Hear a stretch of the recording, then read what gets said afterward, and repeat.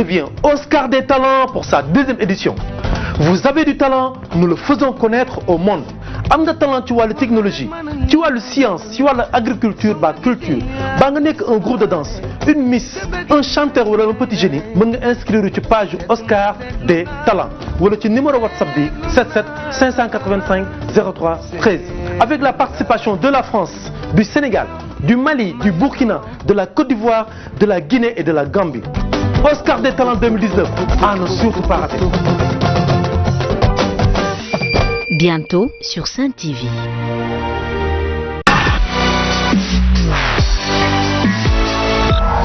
Sen TV, bienvenue chez vous.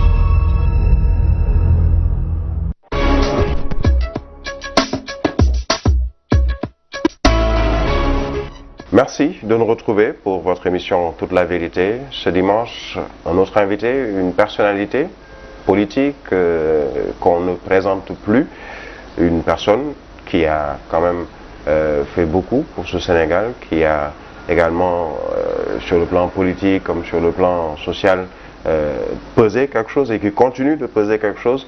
Je m'en vais d'abord vous le présenter.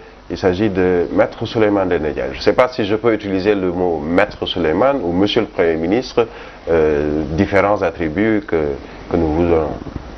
Alors, je vais vous raconter une anecdote. On m'a dit que le bâtonnier Fadilou Diop, en dehors des prétoires, n'aimait pas qu'on l'appelle Maître Fadilou Diop. Ben, je suis Souleymane Ndéné Ndiaye, avocat, parce qu'on est avocat toute sa vie. Mais certains m'appellent Jules, d'autres m'appellent Ndéné, et la plupart de mes amis et de mes connaissances m'appellent Souleymane. Voilà. Alors, donc je suis Souleymane Ndéné Ndiaye. On va dire Souleymane Ndéné Ndiaye, vous le disiez tout à l'heure, ancien Premier ministre du Sénégal. Vous avez été ministre dans plusieurs départements sous Maître Abdoulaye Wade.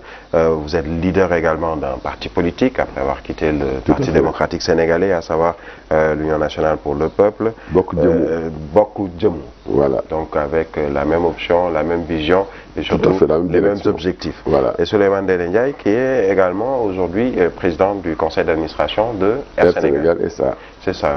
Toutes ces casquettes, ça ne vous fatigue pas trop? Non, vous arrivez à concilier oui, parce que ce sont des activités que nous menons pas en même temps, mais sur des séquences différentes. Vous me permettrez auparavant de vous saluer d'abord, de vous remercier de me donner l'occasion de m'adresser aux téléspectateurs de la Sen TV et en particulier votre directeur général Bougane Gueye Dany et tous les journalistes et techniciens personnels de cette télévision. Bon, c'est vrai, vous avez rappelé que j'occupe plusieurs casquettes, mais par la grâce de Dieu, on ne mène pas les mêmes ces actions-là en même temps. Donc, il n'est pas difficile d'être PCA, en même temps acteur politique, etc. Parce que la politique, ce n'est pas ma vie de tous les jours. C'est de temps à autre qu'avec des amis que nous nous retrouvions au sein de notre formation politique de l'Union nationale pour le peuple Bokk Jëmu, qui est présente dans tous les chefs-lieux de département du Sénégal et dans la plupart des localités du Sénégal. Et donc, chaque responsable, chaque militant, dans sa localité, essaie du mieux qu'il peut d'animer le parti. Et à Dakar également, où la plupart des responsables se retrouvent, de temps à autre, nous nous retrouvons pour parler du Sénégal, parler de la vie de notre parti, de son avenir et surtout des élections à venir. Alors, un parti politique que certains pensaient qu'il allait être phagocyté par l'APR du président Macky Sall, dont, je rappelle, vous assumez une amitié oui, non, notre parti ne sera jamais phagocyté par un autre parti. Nous sommes un parti qui a une identité et les gens confondent toujours les relations personnelles que j'ai avec le président de la République et nos rapports politiques qui sont devenus maintenant des rapports de coopération, si je peux m'exprimer ainsi. Parce que à la suite d'un appel qu'il m'a lancé, après avoir consulté mon parti, décidé de rejoindre la mouvance présidentielle et de soutenir la politique du président Macky Sall. Cela n'empêche que nous avons notre propre identité avec les mêmes objectifs de départ, parce que la vocation d'un parti, c'est d'arriver au pouvoir et de l'exercer. Et nous ne sommes pas encore des partis de cet objectif-là. Cette amitié, vous la revendiquez, mais certains, notamment vos détracteurs, jugent que Souleymane Ndéné Ndiaye, Macky Sall, si l'amitié est réelle, sur le plan politique également, devait peut-être intégrer l'APR. Non, ça, vraiment, c'est une affaire personnelle. Moi, j'ai été formé d'une certaine façon. J'ai connu Macky Sall avant même que tous les deux ne soient connus sur le plan politique. J'ai été au PDS avant le président Macky Sall. Macky Sall, c'est par un concours de circonstances que nous nous sommes rencontrés à l'université et que nous partagions les mêmes idéaux. Ensemble, nous militions dans le mouvement étudiant et par le biais de celui qui est devenu depuis 3 jours bâtonnier de l'ordre des avocats, qui est mon cousin, qui est mon ami aussi, mon frère, et c'est par ce canal-là que j'ai connu Macky. Et donc, ce n'est pas à travers la politique que j'ai connu le président Macky Sall. Nous avons, par la grâce de Dieu, partagé le même idéal politique. Nous nous sommes retrouvés au PDS. C'est lui qui est venu me retrouver au PDS. Il a fait partie des personnes en qui le président Wade a eu confiance, et par son talent, par sa politesse, par sa façon de faire. Et il a donc été le numéro 2 du PDS jusqu'au moment où il a quitté ce parti-là. Je suis resté au PDS jusqu'après notre défaite de 2012. Et à la suite de cela, eh bien, il m'a demandé de le rejoindre dans le travail qu'il fait pour le Sénégal. Et sans... je n'ai pas hésité, mais par contre... Mais vous avez attendu quand même avant de répondre. Voilà, j'ai attendu le temps d'interroger ici et là des gens, parce qu'auparavant, j'avais dit beaucoup de choses, et il fallait que j'essaie de mettre en cohérence ce que j'avais dit par rapport à ce que j'allais faire. Et donc, il ne fallait pas que nous fondions notre parti dans l'APR. Ce que vous disiez, c'était du genre que jamais je ne vais transhumer. Je ne vais transhumer, quitter mon parti pour rejoindre un autre parti. Et le fait que le président Macky Sall s'ouvre à d'autres partis politiques, je pense que c'est un mérite le mérite lui revient parce qu'il sait qu'on est dans un pays où il faut agréger les forces vives. Et il sait que je sais faire quelque chose, je suis capable de faire quelque chose, j'ai des compétences quelque part. Et puis ensuite, il n'a pas lancé un appel à tout le monde, n'est-ce pas? Maintenant que le dialogue national est ouvert, je pense que tout le monde a l'occasion d'adhérer à sa politique. On reviendra justement sur ce dialogue. Alors, votre parti est membre de la coalition Benno Bokk Yakaar? Non, notre parti est membre de la grande coalition présidentielle. Voilà. Mais ce qui a une différence. Pourquoi je pose Non, il n'y a pas de différence. Nous sommes tous derrière le président Macky Sall. Mais Benno Bokk Yakaar est antérieur à mon soutien au président Macky Sall. Mais il y a Benno Bokk Yakaar, mais il y a aussi la grande majorité présidentielle qui regroupe Benno Bokk Yakaar et d'autres partis qui soutiennent le président Macky Sall.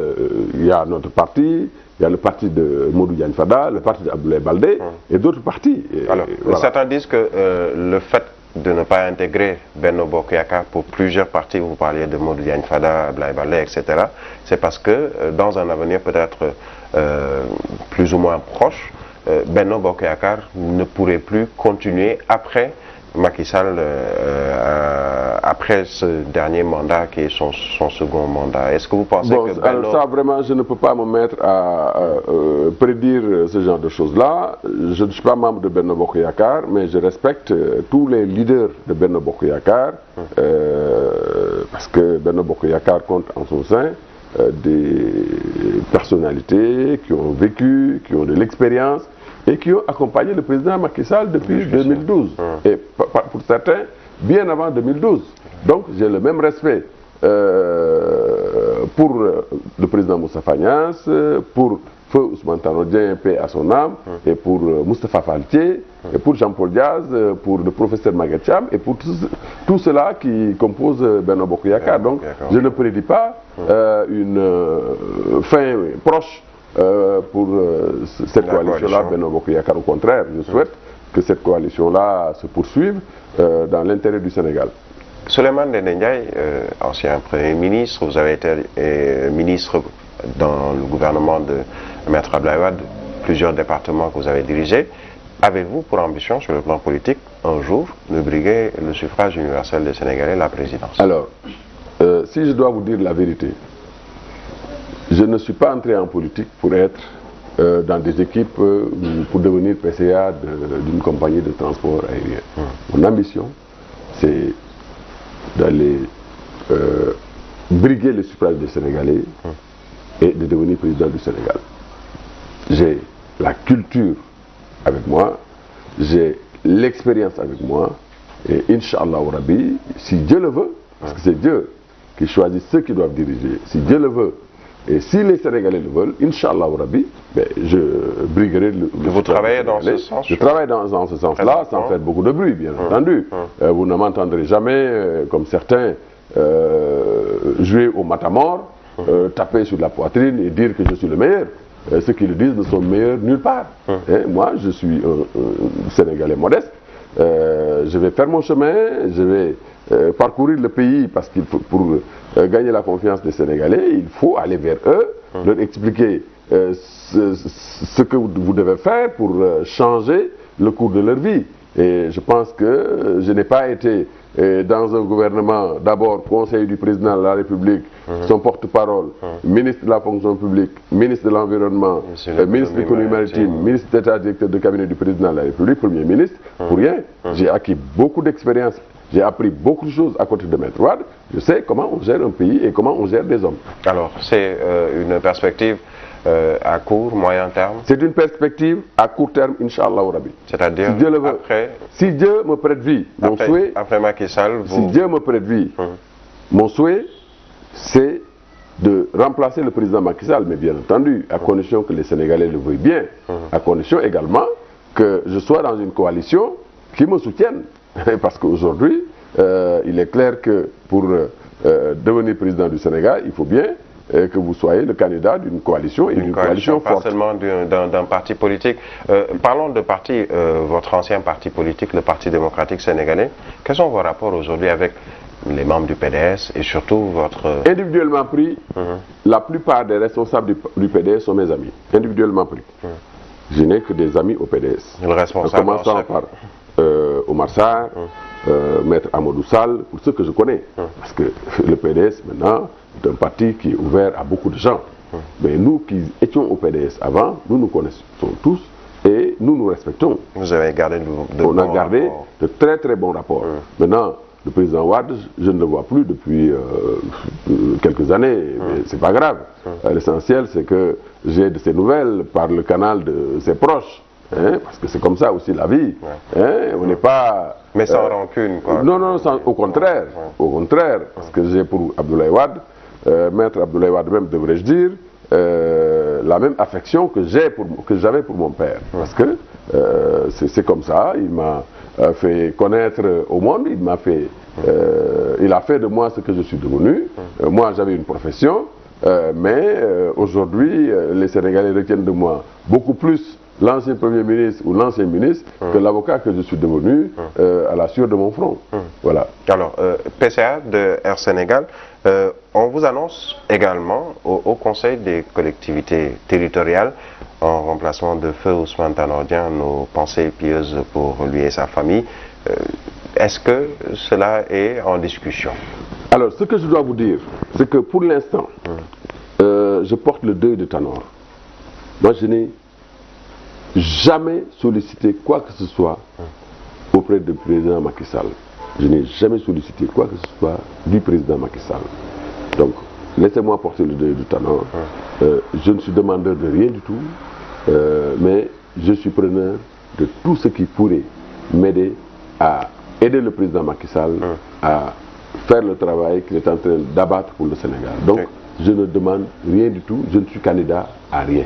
Bon, alors, peut-être comme... C'est la rumeur. Oui, c'est un pays de rumeurs. Une rumeur qui, finalement, s'est tellement amplifiée que certains de vos détracteurs, tout de suite, via la presse, font des sorties pour dire non, on ne veut pas de Souleymane Ndéné Ndiaye parce que... Quand le président il n'est Wade, pas de l'APR. quand le président Wade m'a nommé Premier ministre, certains n'étaient pas d'accord, mais tant pis, Maître Wade m'a nommé Premier ministre. Et tous les jours, ils ont annoncé mon départ. Je suis quand même resté 3 ans, moins 29 jours à la tête du gouvernement du Sénégal. Donc c'est le pays qui est comme ça. Les gens, dans le pays, comme dans tous les pays du monde, il y a des jaloux, il y a des non-jaloux. Eh bien, écoute, que je sois nommé ici ou là, peu m'importe. Pour l'instant, je suis PCA de Air Sénégal.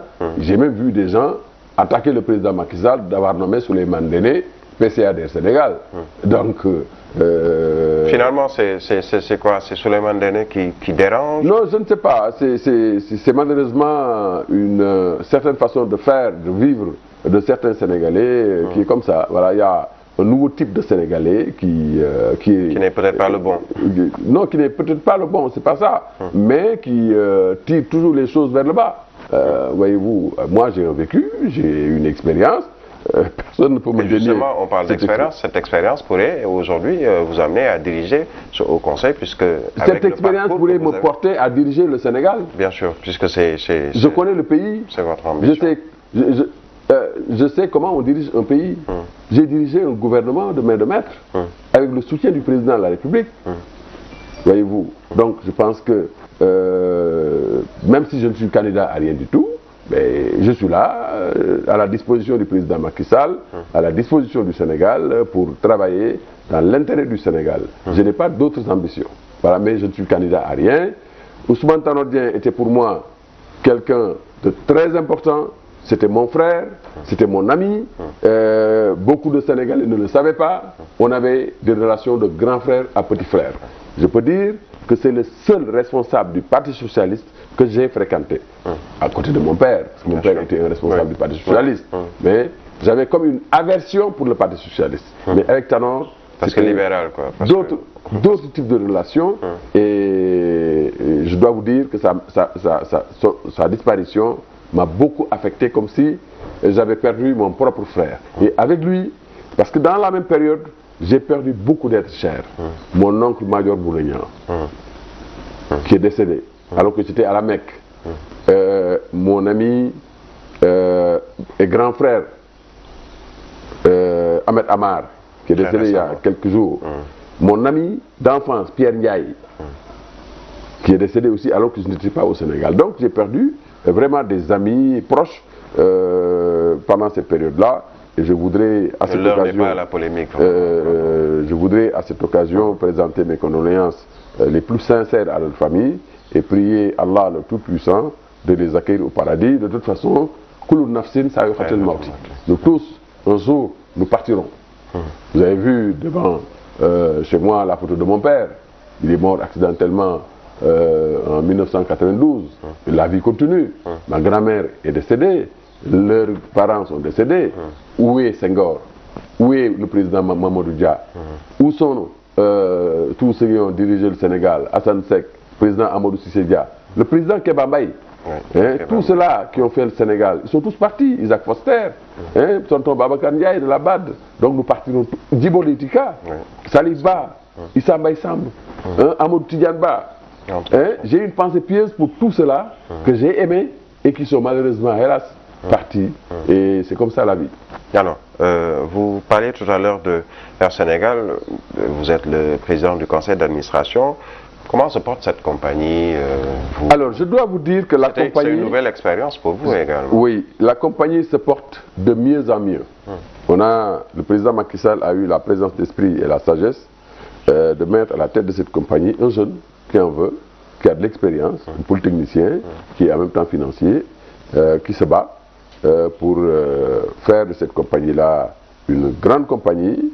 Nous avons acquis en pleine propriété un Airbus A330 Neo qui fait Paris-Dakar, Dakar-Paris.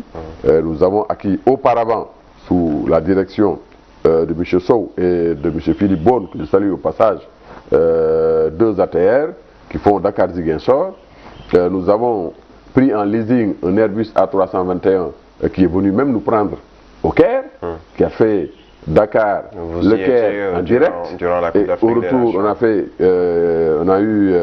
a fait escale à Niamey. Et il est question que nous réfléchissions sur les nouvelles routes en raison des acquisitions prochaines que la compagnie envisage très fortement, notamment un Airbus A330 Neo tout neuf qui va certainement faire les Amériques, ou en tout cas sur d'autres lignes. Donc la compagnie se porte comme un enfant qui naît et qui grandit. Est-ce qu'à terme, on peut peut-être dans un court ou moyen terme envisager que le Sénégalais lambda puisse emprunter sa compagnie Air Sénégal au détriment des autres compagnies étrangères? C'est notre souhait. Et ça a commencé d'abord par ce message fort et cette directive forte du président Macky Sall qui a engagé tous les membres de l'administration qui voyagent en Afrique, en tout cas dans les directions qu'entreprend notre compagnie, de voyager à bord de notre compagnie nationale. Donc, depuis plusieurs mois, tous ceux qui vont à Paris prennent Air Sénégal International, Air Sénégal SA. Et je pense que les Sénégalais aussi seront fiers de prendre cette compagnie-là. Mais comme vous le savez, dans ce domaine, les gens regardent les prix et les horaires. Parce que aussi, c'est pas parce que c'est une compagnie nationale que vous allez le prendre quand les prix sont supérieurs aux prix qui sont pratiqués par la Royal Air Maroc ou une autre compagnie. Je pense donc qu'il y a une concurrence entre plusieurs compagnies. Mais il y a un effort à faire sur ce plan-là. Voilà, l'effort à faire, je pense que le nouveau directeur général l'a tout de suite fait en baissant les prix sur Paris. Et je pense que de plus en plus, le taux de remplissage devient de plus en plus important. Alors, on a vu le chef de l'État lui-même emprunter un de ces avions de Air Sénégal. Si on reste dans cette même logique, beaucoup ont dénoncé un peu le fait que plusieurs hommes politiques ou personnalités politiques vont en Europe, en France ou dans d'autres pays de l'Hexagone en matière de santé, par exemple, dans les structures de santé, le cas de Feu Ousmane Tanor Dieng, l'ancien Premier ministre également, Mahammed Boun Abdallah Dionne. Est-ce qu'aujourd'hui il n'est pas temps pour un pays comme le Sénégal de pouvoir avoir ou disposer d'un plateau technique ou un plateau médical suffisamment bon? Il faut être réaliste. Il faut aussi que l'on soit sérieux.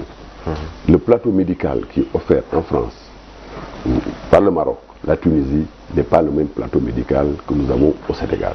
Même si au Sénégal, l'État du Sénégal fait des efforts. Il n'y avait au Sénégal qu'un seul appareil d'hémodialyse.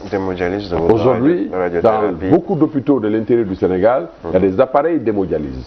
Donc, Paris n'a pas été forgé en un seul jour. Le Sénégal a 59 ans d'indépendance. La Révolution française date de 1789. Donc, nous ne pouvons pas nous comparer à la France. Et je dois vous dire que ce ne sont pas seulement ceux qui gouvernent qui sont évacués en France. Moi, je suis témoin. Le président Wade a même évacué des journalistes qui passaient le temps à le flageller. Il les a amenés à l'hôpital américain de Neuilly. Le président Macky Sall fait pareil. Je pense donc que les gens doivent être raisonnables et sérieux. Quand quelqu'un souffre d'une pathologie qui ne peut pas être soulagée au Sénégal, eh bien, on ne va pas le laisser mourir ici parce qu'on n'a pas suffisamment d'appareils pour le soigner. L'État a le devoir de l'évacuer, de le soigner et de toutes les façons. Si quelqu'un doit mourir demain, quelle que soit la destination ou le pays, la compétence des médecins qui seront à son chevet, cette personne-là va mourir. Donc ça c'est un faux débat que le Sénégal ne dispose pas. Pourquoi on évacuerait des gens de la Mauritanie vers Dakar? Parce que le plateau médical de Dakar est supérieur au plateau médical de Nouakchott.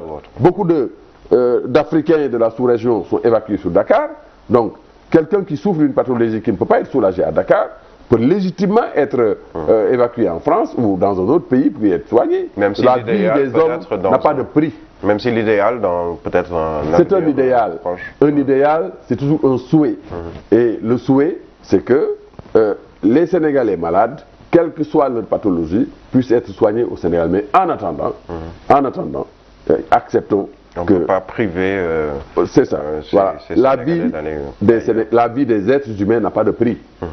Si quelqu'un est malade et que ses parents en saisissent le président de la République, qui qu'il soit, le président de la République fait l'effort de le transférer, de l'évacuer en France ou dans un autre pays pour le soigner. Quand notre appareil qui diagnostique le cancer était en panne, mais le ministère de la Santé prenait sur lui la radiothérapie, prenait sur lui d'évacuer au Maroc et dans les autres pays tous les malades, sans tenir compte de leur condition sociale. Nous sommes dans un pays de polémique. Et les gens, tant qu'il y aura quelque chose à dire, ils le diront à haute et intelligible voix. Et c'est comme ça aussi la démocratie, parce que la démocratie, c'est le gouvernement du peuple par le peuple, mais c'est également permettre à chacun de dire ce qu'il pense, même si ce qu'il pense passe à côté de la vérité ou ce qu'il pense n'est pas vrai. Alors, on reviendra sur cette liberté d'opinion, liberté de penser. Ce sera tout de suite après cette courte page de publicité. Toute la vérité revient tout de suite.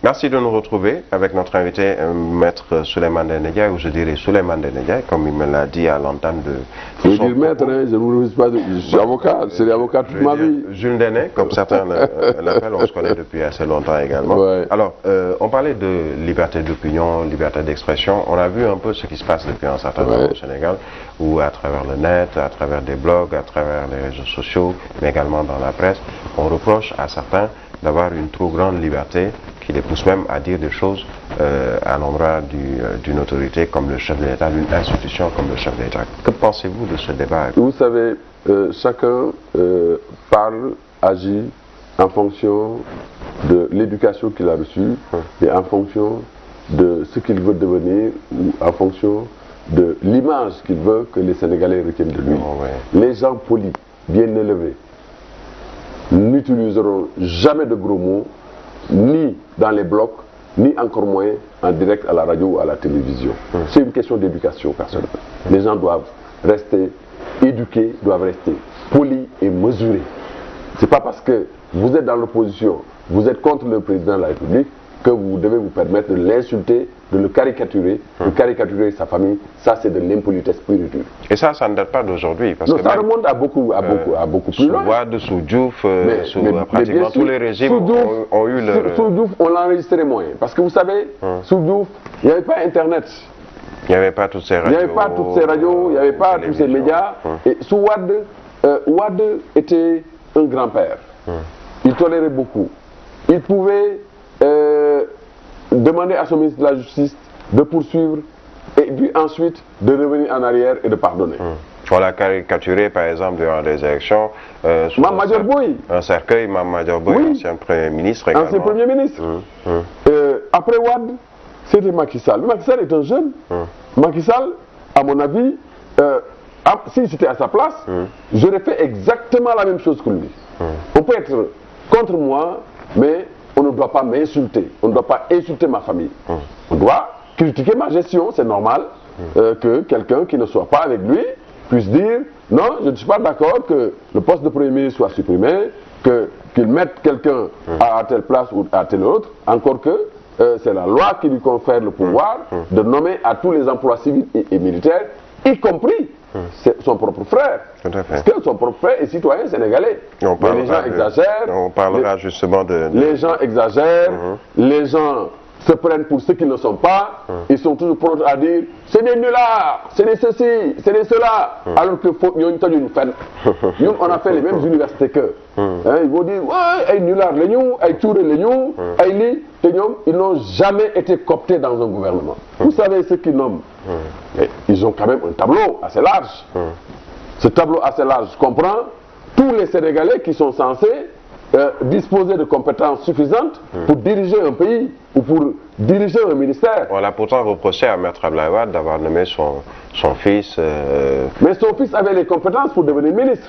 Maintenant, c'est son fils qui a exagéré. Il a été ministre dans votre gouvernement. Il a été ministre dans mon gouvernement.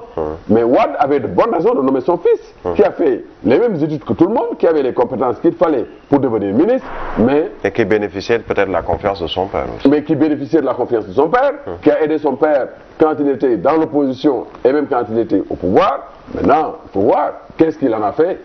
Hey, that is the question. C'est une autre question. Nous parlions tout à l'heure de ce frère de Macky Sall, Aliou Sall, cette vindicte populaire, entre guillemets, je précise bien entre guillemets, concernant cette affaire du pétrole et du gaz.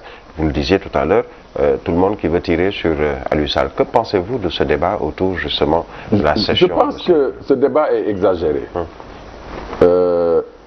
Vous ne m'avez pas entendu m'exprimer sur la question depuis le début, parce que j'ai observé et je me suis rendu compte que certains ne sont pas raisonnables. Monsieur Aliou Sall a été agent de l'État affecté à l'ambassade du Sénégal en Chine. Après cela, il a quitté l'administration pour choisir d'aller dans le secteur privé. Gérer ses affaires, comme on dit. Gérer ses affaires. Et dans le secteur privé, il a travaillé dans une société qui s'occupait de recherche de pétrole, en l'occurrence la société de M. Franck Timis. Petro-Tim. Donc, dans ce secteur-là, les salaires ne sont pas les mêmes que dans les autres secteurs. Donc, il a travaillé et il faut le rappeler. M. Franck Timis n'est pas arrivé au Sénégal en même temps que le président Macky Sall était là avant. Et, déjà sous Wade. Et sous notre magistère, un acte, ce n'est pas un décret, un acte imparfait a été signé. Et dans quelles conditions? Si l'acte n'a pas été parfait, c'est parce qu'il n'est pas passé par les circuits normaux.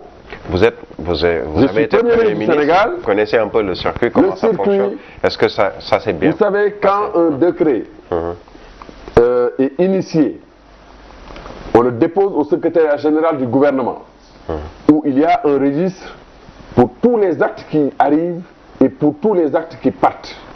Le secrétaire général du gouvernement, en tout cas celui qui était là quand moi j'étais Premier ministre, il s'appelle Pape Ousmane Gueye, c'est un inspecteur général d'État, ancien inspecteur des douanes, ancien commissaire de police, juriste.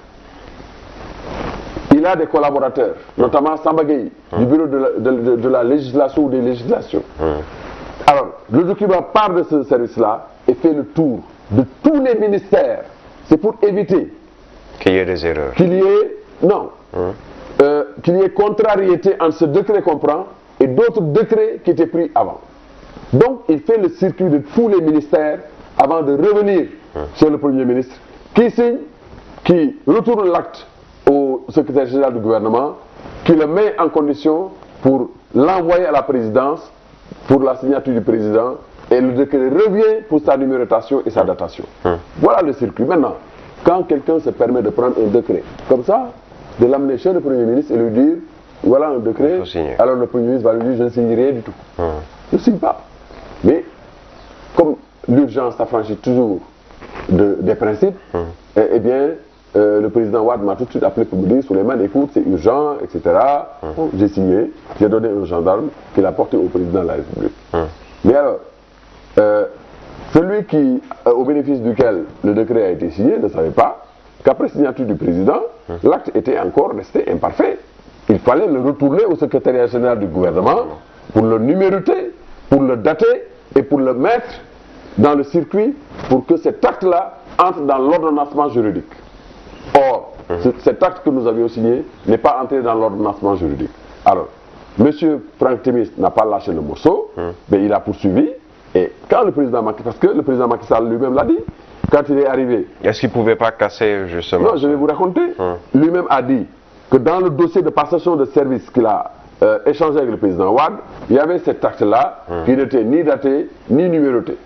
On a reproché à l'ancien Premier ministre Abdoul Mbaye, on a reproché à Aly Ngouille Ndiaye qui était ministre de l'Énergie, c'est-à-dire tout ce beau monde, on leur reproche... Ce que je peux vous dire, moi je ne sais pas ce qu'ils ont fait, je ne connais pas l'étendue de la responsabilité des uns et des autres. Ou des autres. Ce que je sais, c'est que l'acte que nous avons signé, qui n'est pas un décret, parce qu'il ne porte ni date, ni signature, et n'a pas été publié au journal officiel, le président Macky Sall a ordonné une enquête.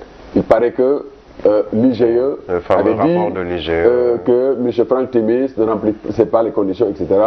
Ça, c'est pas mon problème. Mais ce que je sais, c'est que on reproche à l'acte l'exposé des motifs. Alors, l'exposé des motifs, c'est le ministre concepteur du décret qui le fait. Alors, si un Premier ministre prétend, après avoir signé un acte, qu'il a été trompé, écoutez... On l'a un peu floué dans cette histoire. Est-ce que vous pensez aujourd'hui, comme certains le disent, qu'il faut entendre tout le monde dans cette histoire? Il faut entendre tout le monde. C'est-à-dire si c'est Abdoulaye Wade, si c'est Karim Wade, si c'est Abdoul Mbaye, si c'est même Macky Sall. Moi, je peux mettre ma main sur le Coran pour jurer que Maître Abdoulaye Wade n'a aucune responsabilité dans cette histoire. Dans cette histoire-là. Je peux le jurer. Parce que Maître Abdoulaye Wade est un homme honnête. Quand quelqu'un voulait se remettre d'un directeur, Wade refusait toujours sous le prétexte que ce gars-là n'était pas au PDS. Il disait que, ne me dites plus ça. Tous les Sénégalais, qu'ils soient PDS, PS, etc., ont le droit de travailler dans l'État.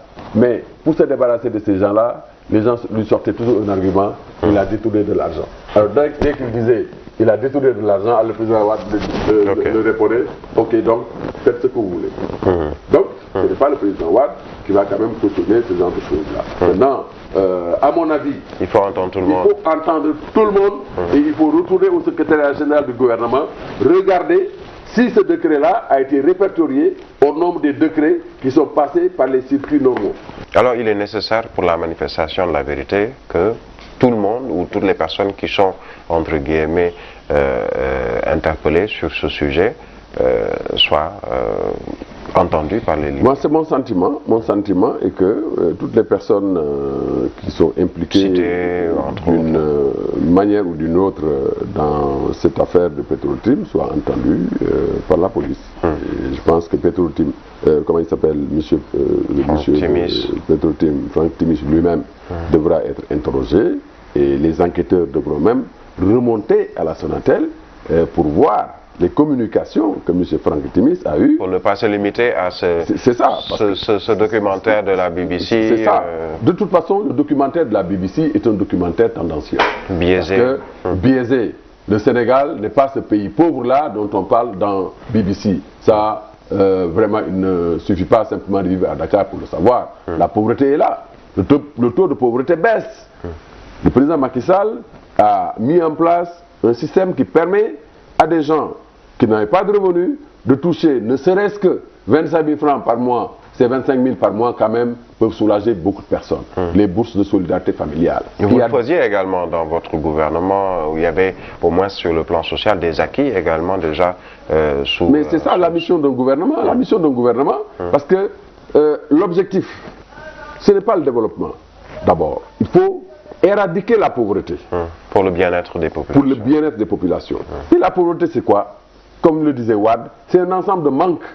Quand, dans un village, il n'y a pas d'eau potable, il n'y a pas d'électricité, il n'y a pas de dispensaire, il n'y a pas d'école, il n'y a pas de mosquée, il n'y a pas de piste, il n'y a pas de piste de production. Ce pays-là, ce village-là est pauvre.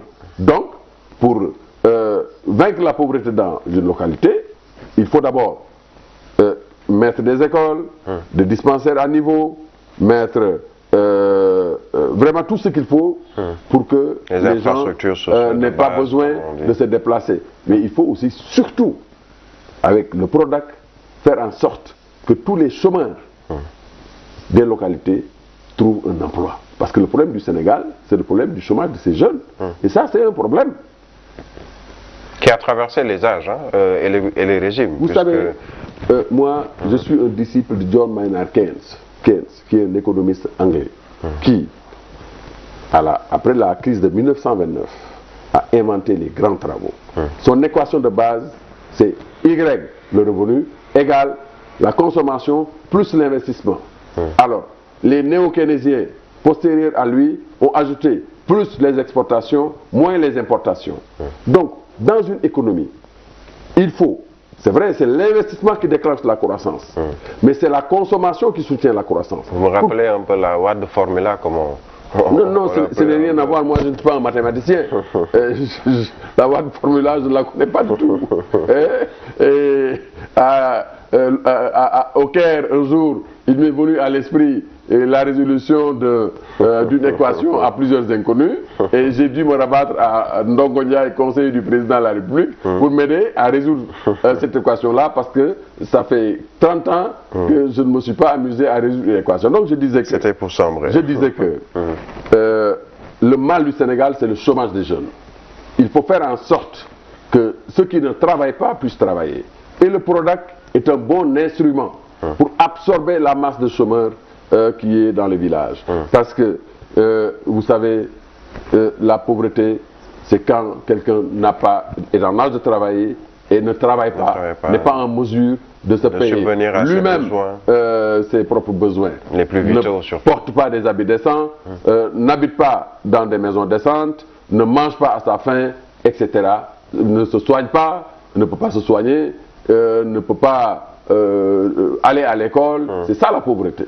Et je pense que l'État doit travailler à faire en sorte que dans les villages et dans les jeunes, que les gens ne travaillent même plus 3 mois, les 3 mois de pluie, que les gens puissent travailler 12 mois.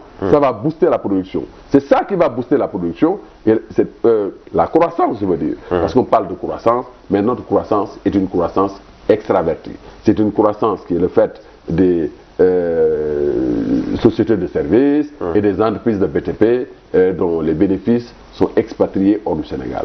Or, une croissance qui est tirée du développement de l'agriculture, parce que ce que les gens ne rappellent pas souvent... Vous êtes également agriculteur, hein? Oui, j'ai un champ. Oui. J'étais en train tout de suite, quand vous venez, je parlais de mon petit frère, avec mon petit frère pour les semences. Malheureusement, je suis arrivé avec beaucoup de retard parce que j'étais hors du Sénégal.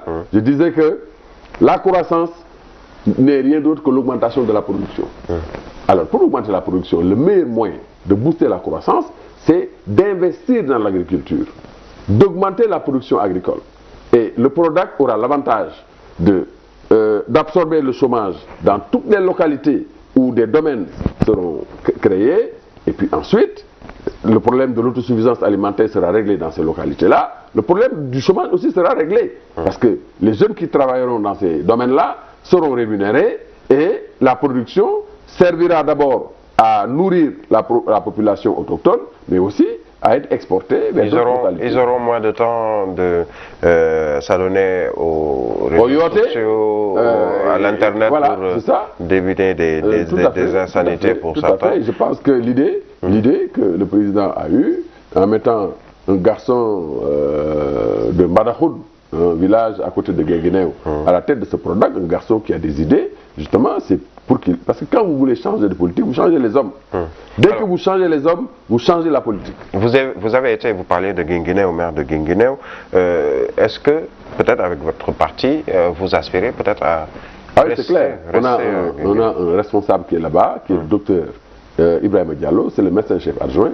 Il sera notre candidat pour la mairie de Guinguinéo, en même temps que d'autres frères, Bamba Sissé, Alpha, qu'on appelle Alpha Addis, qui sont tous mes petits frères, mais je dois le dire, je soutiendrai le candidat de notre parti. Des élections qui se tiendront peut-être en 2020, puisque reportées par consensus. Oui, semble-t-il qu'au terme des discussions organisées par le général Mamadou Niang, que je salue au passage, la classe politique a accepté le report des élections locales pour 2020 et pour permettre à l'État de mieux les organiser. Pour l'une des rares fois depuis déjà plusieurs années, il y a un large consensus autour de la chose politique à travers justement ce dialogue national, ce dialogue politique.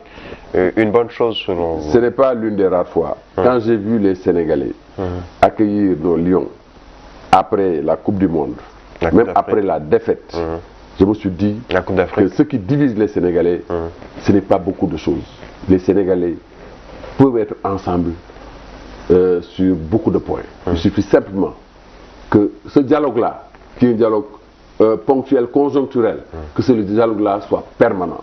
On ne peut pas organiser de démocratie directe comme en Suisse. Mais je pense que dans les quartiers, dans les villes et dans les villages, les gens doivent se concerter sur les problèmes qui se posent à nous, discuter de ces problèmes-là et choisir les meilleures solutions possibles qui peuvent être exprimées par ceux qui sont dans l'opposition. Le mal, c'est de ne pas dialoguer. Il faut dialoguer. Seul le dialogue... Ceux qui ne sont pas autour de cette table, on peut citer le Parti démocratique sénégalais, en tout cas, sont... Mais c'est un choix. Entre autres... Vous savez, le fait de ne pas participer à l'appel à un dialogue aussi est un choix. C'est un choix politique. Chacun est libre d'assumer son choix, d'exercer un choix et de l'assumer. Et je pense que le PDS a choisi de ne pas participer à ce dialogue pour beaucoup de raisons. C'est un choix politique. Vous-même, sous Wade, plusieurs fois, vous avez fait cet appel au dialogue. C'est un choix. Un jour, le président Wade a réuni toute l'opposition, mais le dialogue s'est terminé quand, après la sortie de celui qui était le porte-parole du jour, mon ami et frère Ousmane Tanor Dieng, quand Wade a réagi à son propos, les autres se sont levés et ils sont partis. Et c'était la fin du dialogue. C'est comme ça. Mais je pense qu'on devra dépasser ces clivages-là et dialoguer franchement. Dépassionner le débat, est-ce que ce terme aujourd'hui doit être mis en avant, surtout concernant... Je ne crois pas que ce soit possible. Avec le type d'homme politique que j'ai vu là naître, des gens qui pensent être porteurs des espoirs, des solutions, ces gens-là qui croient détenir sous la main les solutions pour développer le Sénégal, je ne crois pas qu'avec des gens comme ça qu'on arrivera à dépassionner le débat politique. Ils seront toujours aux abonnés. Ils seront toujours là à insulter, à invectiver, à faire croire qu'ils sont meilleurs que tout le monde, qu'ils ont les solutions à tout, espèce de Arias, ce personnage de la Bruyère qui est allé partout, qui sait tout faire, etc. Et je pense que on verra bien. L'avenir nous édifiera sur la capacité ou les capacités des uns et des autres. Alors je vais citer deux personnes et demander votre réaction sur ces deux noms, Khalifa Ababacar Sall, Guy Marius Sagna. J'ai beaucoup de compassion et de respect pour Khalifa Ababacar Sall. Je fais partie de ceux qui, dès le premier jour, l'ont accompagné chez le doyen des juges d'instruction. Si cela ne tenait qu'à moi, Khalifa Sall aurait cautionné. Parce que je lui ai dit en prison que ta place n'est pas en prison. Pour le message que tu peux porter, que tu veux porter aux Sénégalais, tu ne peux pas être en prison et porter ce message-là. Donc j'ai beaucoup de respect, de compassion pour Khalifa Ababacar Sall. Malheureusement, la loi, c'est la loi. Et malheureusement, je pense que, bon, on l'a poursuivi pour des faits, après une inspection générale d'État, et je pense que la solution pour lui était de cautionner. Je vais vous livrer un secret. Je suis allé jusqu'à mon oncle, Serigne Abdoul Aziz Al Amine, pour le convaincre, de convaincre Khalifa Ababacar Sall de cautionner. Babacar Touré est vivant. Je l'ai appelé pour lui dire, Babacar, essaie de convaincre Khalifa de cautionner. Et un jour, Khalifa m'a dit, je n'exclus plus l'hypothèse du cautionnement. Parce que je lui ai dit que le cautionnement pouvait t'éviter deux choses. Que tu continues à rester en prison, parce que c'est la loi qui dispose que quand la personne poursuivie pour DDP, détournement de deniers publics, cautionne en donnant des proportions, il a la liberté provisoire. Et au moment du jugement, il ne peut pas écoper d'une peine d'emprisonnement ferme. Ça, c'est la loi. Donc, le cautionnement pouvait lui éviter de continuer à rester en prison et d'écoper d'une peine d'emprisonnement ferme. Pour Guy Marius Sagna, je ne le connais pas. Je ne l'ai jamais vu. Je n'ai vraiment pas d'atome crochu avec lui. Je ne le connais pas. Je ne le connais pas. Je ne sais pas pour quelle raison il a été arrêté. Parce que je n'étais pas là, j'étais au Caire. On m'a dit qu'il aurait dit que la France préparait un coup d'État contre le Sénégal. Comme ça, c'est parole de l'opposant. Et je pense que ces paroles-là ne doivent pas porter à conséquence. Je pense qu'il faut quand même lui pardonner et le laisser avoir un peu de mansuétude. Une grâce présidentielle pour Khalifa Ababacar Sall. Moi, je voterai pour. Je voterai pour. C'est votre ami Macky Sall. Oui, mais vous allez lui en toucher un mot entre guillemets. Oui, mais le président Macky Sall est président du Sénégal, le président de tous les Sénégalais. Bien sûr. J'ai dit un jour, le président Macky Sall en est témoin. Je le disais à Ousmane, parce que quelques jours avant, je vais le citer, c'est Abdoulaye Wilane qui, en regardant un match en même temps que Serigne Baye Thiam et moi au stade Lamine Gueye de Kaolack, m'a dit, Souleymane, il faut conseiller à ton ami d'aller rendre visite à Khalifa. Alors, au sortir d'une audience avec le président Macky Sall, j'ai trouvé Ousmane dans les salons du palais et je lui ai dit, grand, li ma yóbbante ci yow sa benn jegeñaale nee na ma sans citer le nom d'Abdoulaye Wilane, je le cite aujourd'hui. Je pense que devant les micros, il confirmera ça. Que kenn ci sa jegeñaale yi nee na ma na nga seeti Khalifa parce que tu es le responsable d'un troupeau où il y a n'importe qui. am na ñu ànd ak yow. am na ñu la contre mais yow yaay jiite ñëpp. Tout à fait. mu ne ma petit frère j'y réfléchis. Babacar Touré est allé rendre visite à Khalifa. Et quand j'ai dit à Babacar, mais qui penses-tu pouvoir influencer Khalifa? Il m'a donné le nom de Mamoudou Lamine Loum. Je révèle un secret. Mais malheureusement, Mamoudou Lamine Loum n'était pas au Sénégal à ce moment-là. S'il était au Sénégal, je serais allé le voir pour le convaincre Khalifa de payer une caution. Parce que Khalifa lui-même me disait, mais Souleymane, je n'ai pas d'argent. Je lui dis, mais toi, tu n'as pas d'argent. Mais les gens avec qui tu travailles, c'était 1,8 milliard.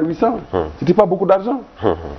Pour toutes les personnes qu'il a aidées, toutes les personnes qui le soutenaient, je pense qu'il suffisait simplement que les uns et les autres se cotisent pour lui payer la caution et pour lui permettre de recouvrir la liberté. Perspective. En tout cas, pour l'instant, toutes les voies de recours sont épuisées.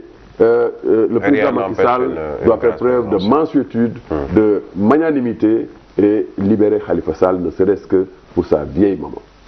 Ce sont par ces mots que nous allons clore cette émission. Souleymane Ndéné Ndiaye, merci. C'est moi qui vous remercie de me donner encore l'occasion de parler devant vos caméras, de vous saluer, de saluer tous les Sénégalais et surtout de m'excuser si dans un propos quelconque j'ai pu dire des choses qui ne sont pas visibles et qui ne sont pas dissibles. Ce n'est pas mon intention. Mon intention était de répondre à vos questions de la façon la plus franche possible. Et je fais un clin d'œil à un de mes petits frères kaolackois, Ousmane Sougou, qui m'a dit grand boy wax nga bàyyi di ñàngal. Non, ñàngaluma. Alors, je fais un clin d'œil aussi à El Hadj Ndiaye de 2S, qui nous a laissé un excellent souvenir au Caire. Parce que chaque fois que les Sénégalais tenaient la balle dans la surface de réparation et qu'il y avait danger, li muy wax mooy tournil bal bi. Donc El Hadj tournil bal bi. Et puis bon, l'avenir, peut-être que dans 2 ans, on aura cette Coupe d'Afrique des Nations. C'est en tout cas le souhait de tous les Sénégalais, vous et attention, compris. Il ne suffit pas de se le souhaiter pour que ça se réalise. Il y a des réglages qu'il faut faire pour que notre équipe gagne cette Coupe d'Afrique. Je ne crois pas qu'avec l'équipe que nous avons, avec notre façon de jouer, que nous soyons capables de gagner une Coupe d'Afrique. Ça, je vous le dis. Je vous l'ai dit aujourd'hui. Je vous l'avais dit il y a quelques mois à l'occasion d'une émission. Il y a des changements qu'il faut opérer dans l'équipe, dans notre façon de jouer. Comment pouvez-vous comprendre que vous dominez une équipe, que vous jouez 90 minutes dans le camp d'une équipe et que vous n'ayez même pas une seule occasion de but? On reviendra sur cette équipe nationale avec le sportif Souleymane Ndéné Ndiaye. Ce sera sûrement dans une autre émission sur toute la vérité. Merci à vous donc, Souleymane Ndéné Ndiaye. C'est moi qui vous remercie. Merci également à vous autres téléspectateurs de Sen TV. Toute la vérité revient dimanche prochain. Excellente journée à toutes et à tous.